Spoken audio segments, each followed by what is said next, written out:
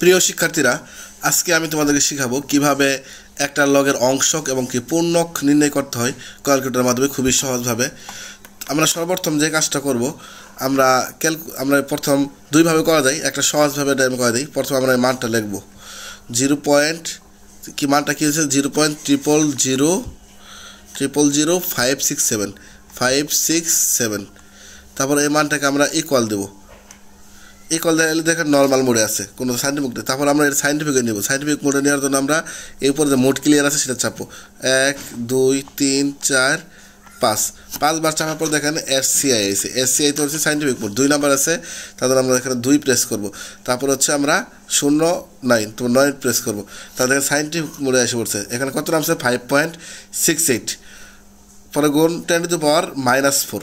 এই যে শেষে দেখেন বলে -4 আছে, এই জায়গাতে কি আছে -4 আছে। তাহলে হচ্ছে পূর্ণক হচ্ছে কত -4। তাহলে পূর্ণক হচ্ছে কত -4। আমরা -4 লিখতে পারি, ইচ্ছা করলে এটাকে আমরা কি লিখতে পারি 4 বারও দিতে পারি। এটা হচ্ছে আমাদের পূর্ণক। তাহলে আমাদের এই যে এখানে দেখা বলে 5.687 যেটা আছে, আমরা যদি অংশক নির্ণয় করতে চাই তাহলে এই অংশটুকু আমাদের লাগবে 5.687।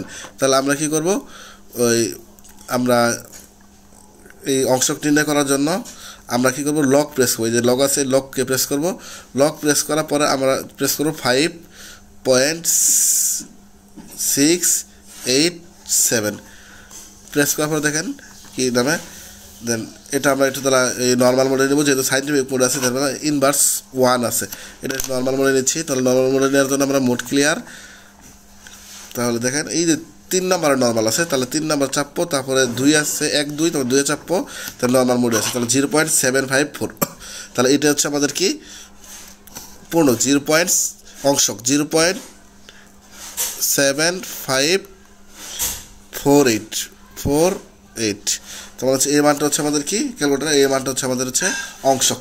এই হচ্ছে লগের অংশক এবং পূর্ণক বের করার নিয়ম। সবাইকে ধন্যবাদ।